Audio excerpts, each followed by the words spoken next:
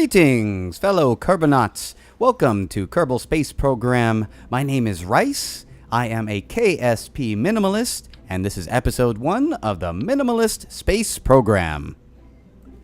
Now, what do I mean by Minimalist Space Program? Well, I've been playing this game for about a year now, and I've seen from the KSP community some amazing work from other players. They've put together some amazing things such as space stations, bases, colonized other planets, and built some amazing rockets and ships.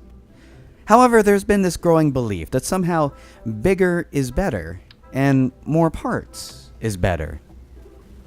And while it can be pretty exciting to launch a 300-ton monster into orbit, or build bases that span hundreds, if not 1,000 parts, can be rather disparaging to other players in the community who want to build their own space stations, who want to build bases and ships and go to other planets, accomplish the same things that other players have, but find themselves with computer rigs that can't quite handle the processing load to carry the number of parts that more established players do with their games. And so, what we're going to do is we're going to start our own space program, where not only do we establish a permanent settlement in space, but we're going to accomplish the exact same things that the big boys do, using less parts and lighter ships. And believe it or not, challenging yourself to engineer a spacecraft with less parts and with less tonnage is oftentimes a lot more fun than, say, over-engineering a behemoth vehicle that can wreak havoc on your frame rates, processor, and even your patience. And let's face it, this game is all about the challenge. And to make this more exciting, I'll be playing this game on a fairly mid-range computer. It's about 6 years old, and it sports a processor that's barely above 2 gigahertz. But you'll see that's more than enough for me to build a sprawling space civilization. Alright, so what are we going to be doing first? Well, let's head to the moon, shall we? Carbon's nearest celestial neighbor, otherwise known as the Mun, she will be the first target in our celestial conquest. Here are our objectives. We are going to set up a series of orbiting stations around the Mun with the ultimate intent of setting up at least one base on its surface. And if we feel so inclined later on, we'll take advantage of the Kethane mod and establish a Kethane mining facility there. But before we do any of that, we need to scout a potential spot for our moon base. That's where this little guy comes in, our own mini-lander, designed to carry our star Kerbonaut Jebediah to the Mun and back. And as with any multi-million-dollar spacecraft, it's always important to test your ship, especially when Jebediah's life is on the line. More specifically, I do prefer to test the parachute on the ship, mainly because time and time again I've always been the victim of parachutes ripping my spacecraft apart when entering the atmosphere. So we bring her up to about 1,300 meters, and let's turn her down, and let's take a look and see if the parachutes work. We drop the landing module, and roughly at about maybe 600 meters, let's open her up. There we go. And she catches. Great. My concern was that radial thermal generator that was put underneath that parachute. Mainly because radial thermal generators don't always have the best grip on spacecraft hulls that other parts usually do.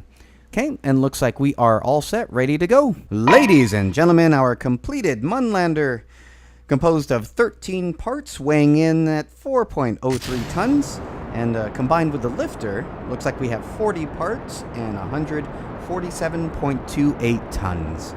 Not too shabby.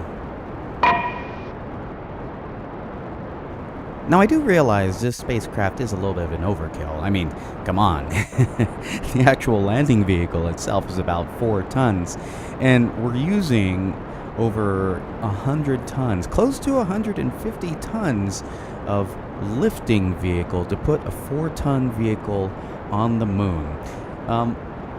Now, generally, I'm not too concerned about that, especially when it comes to using 2 to 3 meter parts. Although I am all for using 1 meter parts in order to carry a vehicle that's made out of 1 meter parts into space. However, I am all for simplicity, and I do know that if I had used a rocket, a lifting engine, made primarily of 1 meter parts, the lifting rocket would be a lot more complicated.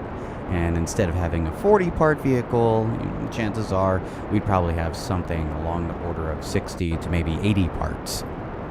And as you can see, the rocket is simple, it's reliable, and most importantly, well, it's stable. There's almost no wiggling going on with the vehicle. And additionally, it looks like Jebediah is happy about it too. I mean, just look at that smile. Okay, so it looks like we're passing 9 kilometers and we're almost at the 10-kilometer range. And usually it's about this time when I start doing my gravity turn, but because my first stage is almost out of fuel, I decide to expend it first before doing that turn. There we go, and we'll drop our first stage, and now we begin our gravity turn, albeit a little bit late. The good news, however, is that we've got plenty of fuel, nice stable craft, which means we've got plenty of margin for error. And we're about 400 meters per second, still climbing. And it looks like we've got enough fuel on the second stage that we're going to be well into orbit stabilization before we even expend that stage. Now we're going to double check, make sure that our incline is good. And because it was above 0.3 degrees, we're going to drop it down. When you're shooting for the moon and you're trying to get into an equatorial orbit, it's usually a good idea to bring your inclination at least 0.3 degrees. Alright, now approaching 800 meters per second. Jebediah still looks pretty happy. And fuel is still good. As a matter of fact, I find a little time to screw around with the camera angles here. And switching between the different camera views. Orbital camera view is usually pretty good when you're launching. Gives you that nice little cinematic angle to your vehicle. But at least at this point, I decided to switch it back to the free camera view that I'm used to. Okay, and we are pushing 60 kilometers. And it looks like we are just about there. Just ever a little bit more, and engine cut off. So we decided to stop it at 90 kilometers above the planet with an extra 1,000 meters just as a buffer, because it looks like we're still in the atmosphere, which would still cause enough drag to lower my apoapsis. Alright, so just coasting along, and we'll wait just a few more moments before we start setting our maneuver node. Now let's switch into our map view, and let's go ahead and set that up. Okay, now what we want to do is we want to try to circularize this orbit. Now, this circularization isn't going to be perfect. Normally, I'm pretty obsessed with making sure that I have an extremely circular orbit around Kerbin usually when I plan to set up a space station. But since we're making a straight shot for the Mun, I'm not really all that concerned with making sure everything's perfect. Okay, and let's turn our craft. Now this vehicle is a little bit unwieldy on the turn, but fortunately we have a lot of time before we go into our maneuver. Okay, and slowly and steadily, and there we are. We're right up against the maneuver node marker. Oops. And I try to speed up time a little bit, take advantage of that little bug that freezes your vehicle in place when you try to turn your vehicle. I know I tend to use that a little bit more liberally than I should. A lot of people in the community would sometimes consider that a cheat. But, you know, came with the it's a bug with the original game, and I'm going to use it to my advantage.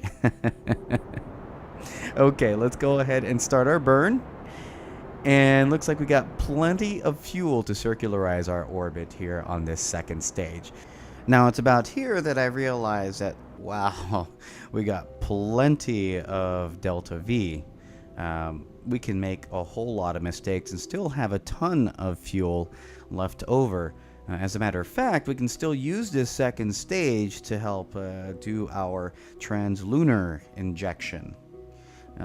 I assumed that I'd be using the third stage for my trans-lunar injection, and I'd be getting rid of the second stage about now. But not so much. Looks like things are working really well, and this vehicle is pretty well optimized for travel to the Mun and back, and still have plenty of fuel left over.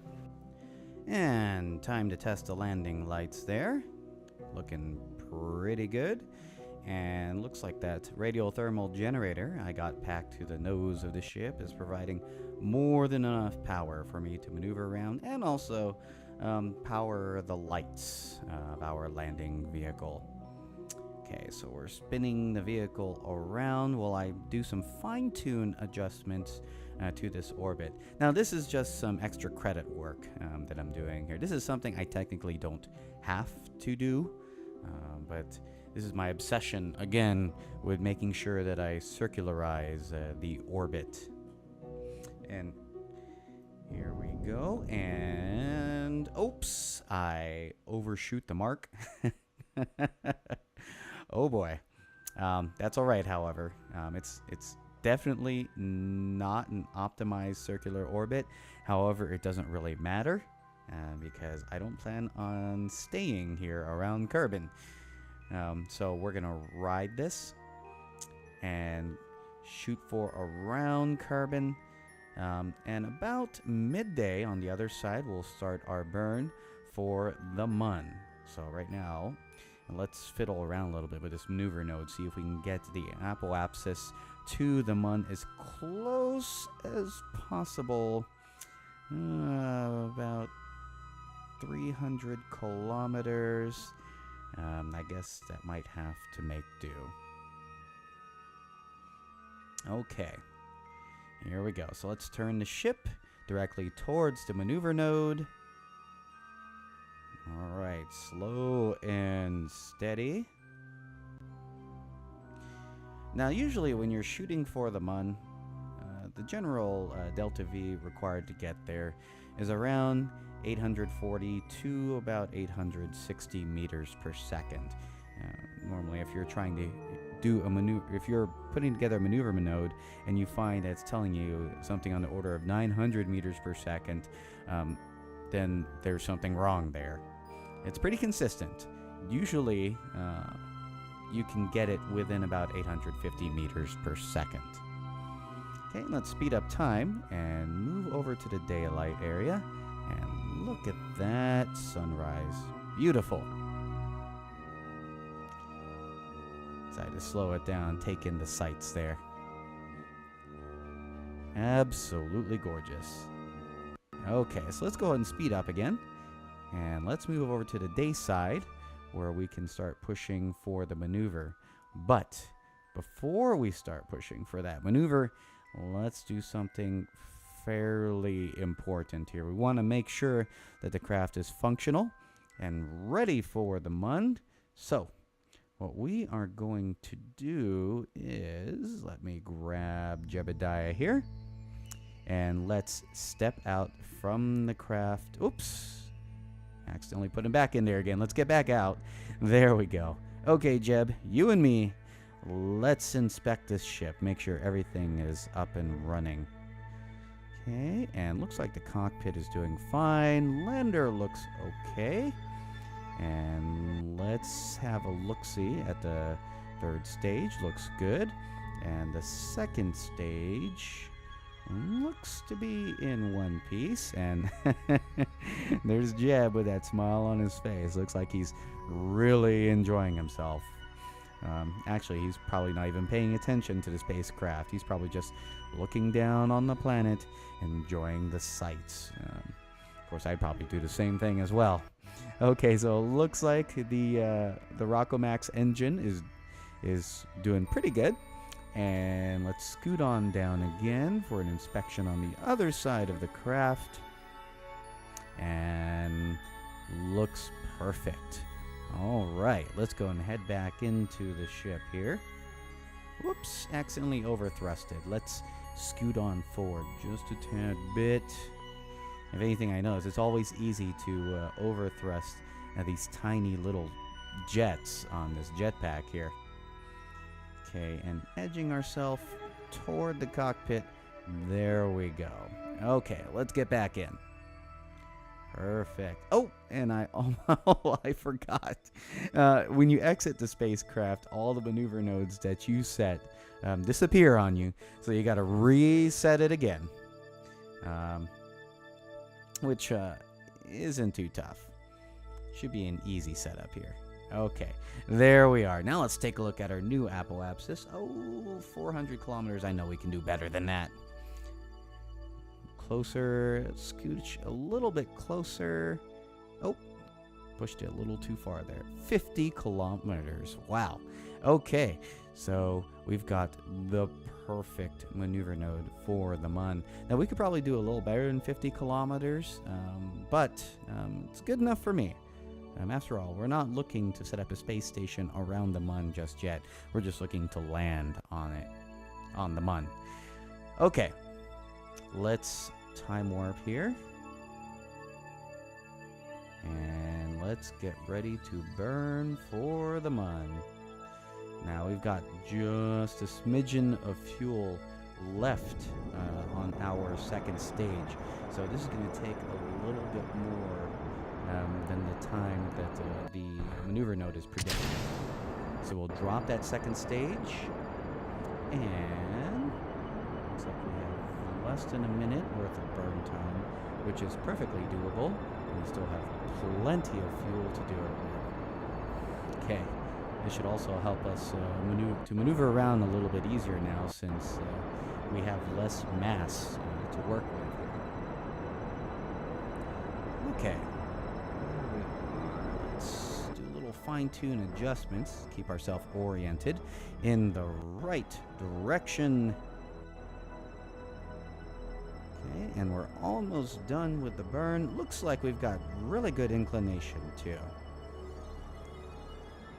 Okay, scooting forward just a little bit. Now scooting forward steadily. We're almost done with the burn. And there we are. Perfect. We turn off the thrusters. And now all that's left is for us to coast directly for the MUN. Okay. So let's go ahead and speed up the time just a bit. Now it looks like our apoapsis on the MUN is 0. And what that generally means is that when we start going into the MUN's influence, we are going to end up right into the MUN itself. So once we enter the MUN sphere of influence, we're going to have to do another secondary burn to increase our altitude so we don't end up crashing into it. Okay, so doing close to maximum time warp to get as close as possible to that sphere of influence. And we want to slow down before we hit that sphere of influence, mainly because the way the engine of the game is set up now, when you enter the influence of another celestial body, the game freezes while it starts loading up the mechanics of that celestial body. And if you're not careful and you're in the middle of a time warp, you may end up zipping past the celestial body, or even worse, you might end up crashing into it. Like you see here, looks like the it looks like I'm about ready to crash into that MUN. So what I have to do is I gotta set up a burn, and that'll put me just slantwise of the MUN and will help me set up an orbit. So we're gonna turn to 90 degrees, and we are going to start the burn. There we go, and we push until we get an apoapsis. Perfect. An apoapsis of 16 kilometers. That would be perfect. Okay. There we are. And now, all we got to do next is set up our maneuver node for us to circularize our orbit. Let's see if we can get both sides to 16 kilometers here. Just making little slight corrections here. See if we can get it as circular as possible. Okay. Drop it below 20 kilometers here. Now the issue with making these fine-tune adjustments is sometimes it feels like the maneuver node isn't designed for really fine-tune adjustments, and so it's really easy to overcompensate things. So you just got to give it a really, really light touch. Okay, slowly but surely. And okay. Looks like we're almost there. Come on, come on. There we are.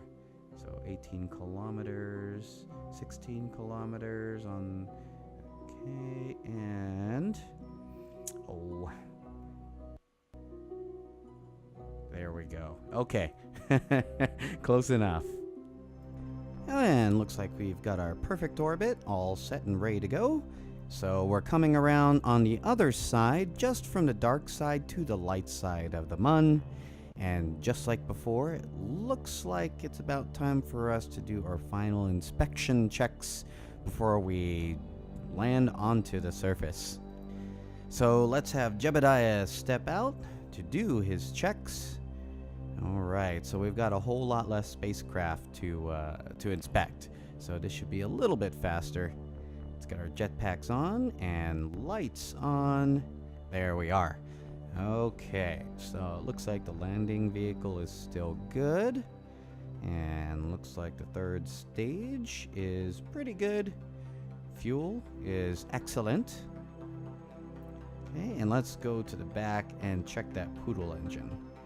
And looks like the Poodle engine is in excellent condition. Okay, and checking around the other side. Excellent and excellent. Radial thermal generator is good. Parachute is still packed. Okay, everything looks perfect and ready for landing. Let's head back into our craft and board the cockpit. And now let's plot for the big moment, shall we? Okay, so one of the bigger challenges is figuring out where we are going to land. With this new moon that came out, with this recent version of this game, there's a whole lot less flat land to work with. And there's a lot less space, a lot less prime locations to set up a moon base. So you got to be careful where you decide to set up your bases. Usually, your best bet is to set up a moon base inside a crater. Right smack dab in the middle of the crater is usually your best bet to set up a base, mainly because that's probably the flattest land that you're going to find on the moon. Now, that's not to say that there are flat lands outside of craters, but those areas outside of craters are few and far between. If you decide to set up a spot outside the crater, then chances are your base is gonna be on an incline.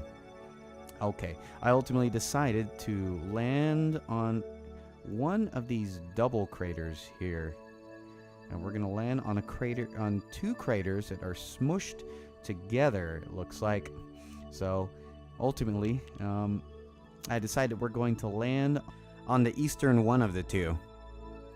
So our altitude is dropping to about 12 kilometers. So it looks like it's about time for us to start slowing down our speed. We don't want to come barreling in at 300 meters per second.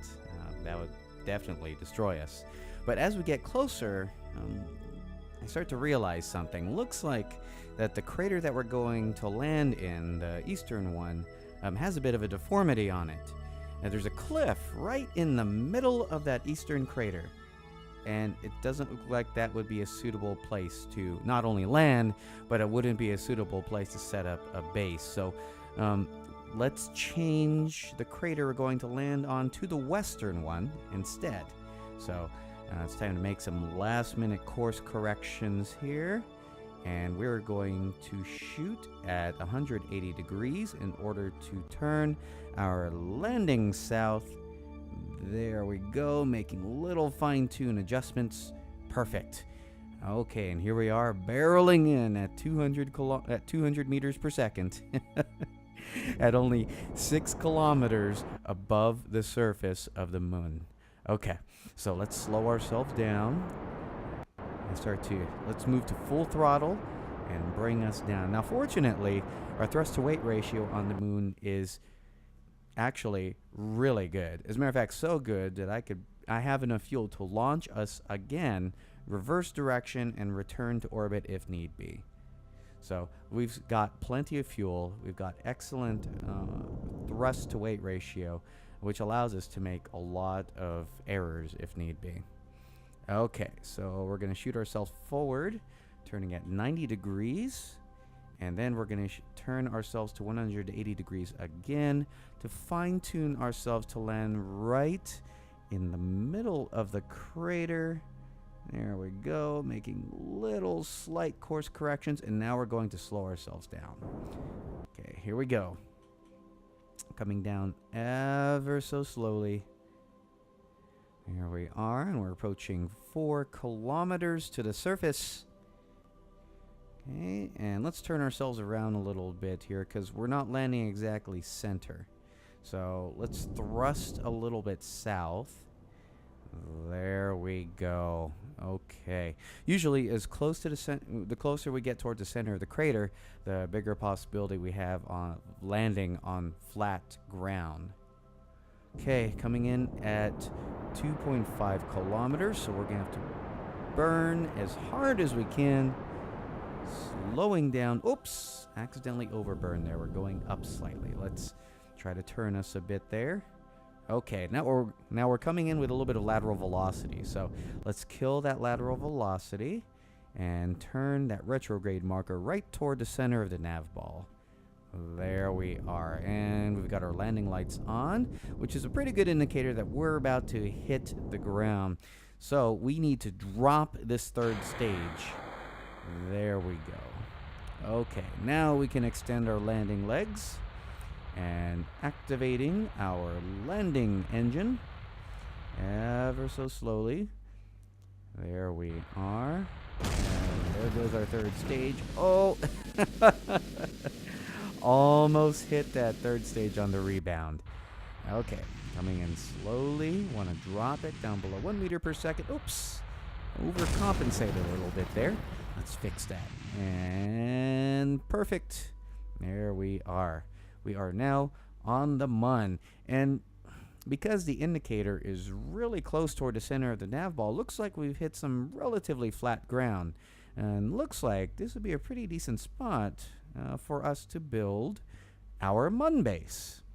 So let's get Jebediah out here and let's have him stretch his legs and have a good look at the future site of our Mun base. Okay, and let's pop him out. And down the ladder we go. And Jebediah, welcome to the site of your future home. All right, let's go for a walk, shall we? Let's turn on our lights and let's do a little bit of exploring. Oh, look at that eclipse. Okay, and it's confirmed there is less gravity on the Mun. Let's try our jump jets here. Okay, so looks like we can get a little bit of flight here while we're on the surface. Excellent. And we can even hover, and we can even fly. Okay, and off in the distance, looks like we got a little bit of debris still out there, just kind of hanging around. It looks like the coupler that attached the lander to the third stage. Let's take a look and see if we can salvage that guy. And looks like the physics on that model is still going. So from that, oh, well, okay. Well, no use in salvaging that. pretty much gone now. All right, so looks like we've got the perfect spot here. Let's go ahead and set up our flag. Pick just the perfect spot. There we are. Okay, so let's put our stake in the ground so that we can mark the spot we are going to have our future base. So let's see, future site of Moonbase Alpha. There we are. Okay, and then time to use a cliche. One small step for Kerbin.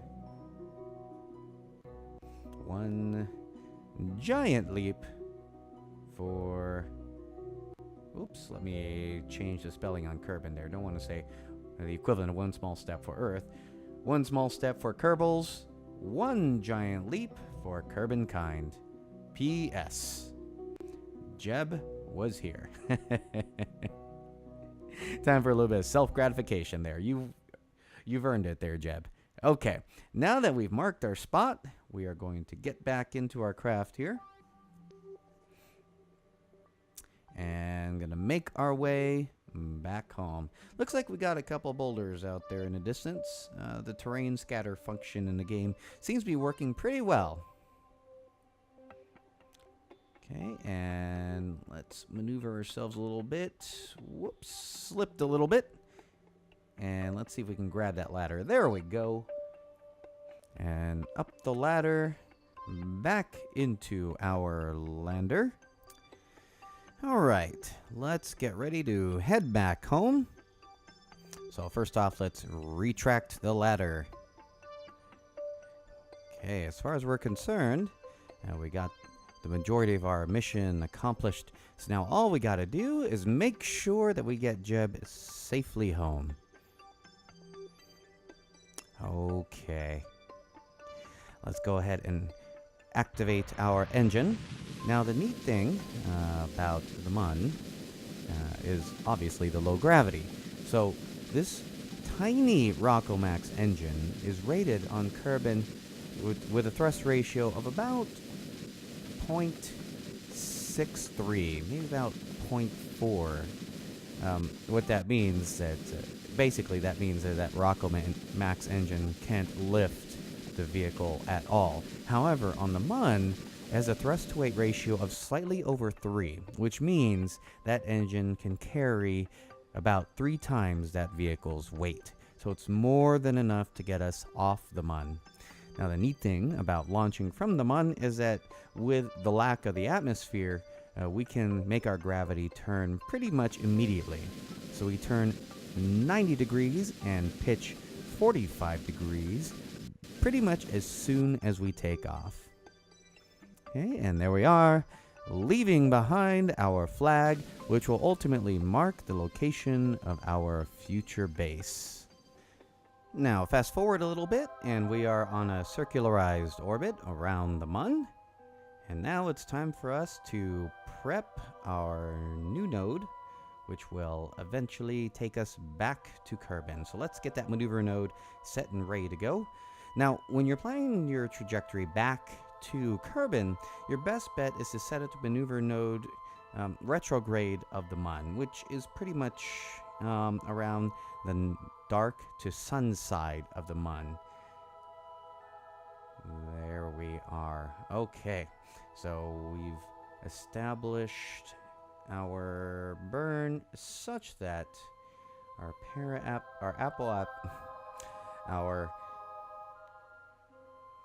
para-apsis, there it is, our para-apsis will take us into the atmosphere of Kerbin. Alright, and now all we gotta do is just wait and drift to the other side of the MUN. So we're gonna flip past the dark side. So let's speed up a little bit here. And we've got a nice, beautiful view of the MUN's surface below us. Now keep in mind, maintaining an orbit this low, 15 kilometers, really isn't very common. Actually, we are just skimming across the surface of the Mun, and if we were just a few kilometers uh, lower in altitude, we would easily crash into one of the mountains. As a matter of fact, we are at about the same altitude as Apollo 10 was when its lunar module orbited the moon. Its lunar module was about 15.6 kilometers above its surface. Of course, Apollo 10 was the last dress rehearsal before Apollo 11 when its lunar module actually landed on the moon. All right, so let's go ahead and time warp a little bit here and prep ourselves for our trans-carbon burn. There we are, just testing the thrusters there and making sure that we know the amount of time we need to burn in order to get us into a proper escape trajectory. Okay, and we're going to time warp again. And there's our landing site once again, waiting patiently for us to send our next sets of equipment to set up a moon base there. Okay, and let's go and start our burn. Going home. Okay, so now we've reached Mun escape and have now entered the influence of Kerbin itself. And now all we gotta do is just coast right into Kerbin. So, oh, and look at that view. Absolutely beautiful. All right, so let's time warp and scoot right into the planet. There we are. Almost like a little bit of a, almost as if we engaged a warp drive there. Okay, and we still got half of our fuel. Even though we don't need to use it, it's good to know that we have a little bit of extra fuel there in case we need to do some emergency maneuvering. Okay, so now all we've got to do is just keep on coasting forward. Now it looks like we're going to hit the beach of that peninsula just on the eastern side. However, because of the atmosphere of Kerbin, we're going to be slowing down quite a bit, which means we're going to probably hit smack dab in the middle of the ocean, far to the west of that peninsula. So moving ever so slowly, I decided to play around with the thruster, with the engine there, and see if I could slow us down a little bit. But compared to the speed that we're going in, we're going in at 3 kilometers per second. That little engine is not going to do a whole lot. Now it looks like our altitude is 50 kilometers. Okay, so we are in the atmosphere of Kerbin now. No sense in time warping unless we want to do a physical time warp. I don't normally use physical time warp, mainly because I'm always worried that even regardless of the size of the ship, and this one probably wouldn't suffer from physical time warp because it's such a small craft, I don't like taking chances anyways, especially since we got Jeb on board, our resident VIP Kerbanaut. He deserves to have a smooth ride. Okay, now we are burning through the atmosphere. Now, ships don't take damage when they're burning through the atmosphere currently. And a lot of this is just cosmetic effects when you've got the flames licking around the ship during re-entry. However, I do like to at least pretend there's a bit of danger involved. So I always turn my engine toward the planet when we start burning into the atmosphere. Mainly because engines are usually designed to take a lot of punishment, mainly a lot of heat. And so they're usually the prime object you want to use to help protect your vessel during re-entry. All right, now 18 kilometers above the ocean. We should be arriving there pretty soon. We are really deep into the atmosphere. And as such, those re-entry flames are hitting us pretty hard. Fortunately, we are slowing down to 1 kilometer per second and dropping still. And looks like that by the time we start opening our chutes, we are going to be under 200 meters per second. Usually, when it comes time to open our chutes, we are at about 150 meters per second. So there's no concern there. And as a matter of fact, if speed is still a concern, by the time we start our descent into the ocean, we still have plenty of fuel to turn on our engine and just simply slow ourselves down. Now, part of the reason why I haven't disconnected the main service module from the actual landing capsule itself. And so, just pretty much to waste fuel and to help slow us down even more. Even though we don't really need to do it, I turn on the engine anyways and point our engine retrograde. And as a matter of fact, let's turn our ship in such a way where we stop this lateral velocity. That way we fall straight down and at an angle. So this should be an easy maneuver here, and pushing the retrograde marker to the very top of the nav ball. There we are. Okay, now let's drop the service module.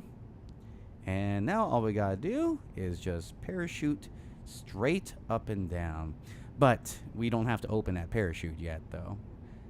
Parachute in Kerbin don't open until about 500 meters above the ground. So we still have a little bit of time to wait here.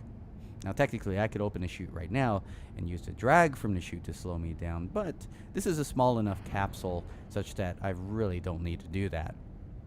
Okay, and voila! The chute is open. Looks like everything held together, and that radial thermal generator that was so curiously attached to the capsule and attached to the parachutes managed to keep everything together. Thank goodness. And now all we got to do is just gently coast on down into the ocean. All right. Now this is just pretty much a waiting game, a test of patience, riding a really tiny light capsule down at about 6 meters per second towards the ocean. Okay, and looks like nice calm seas. Really fine weather we're having. As always fine weather on Kerbin. And additionally, looks like the ocean is relatively calm. As always, the ocean is always calm.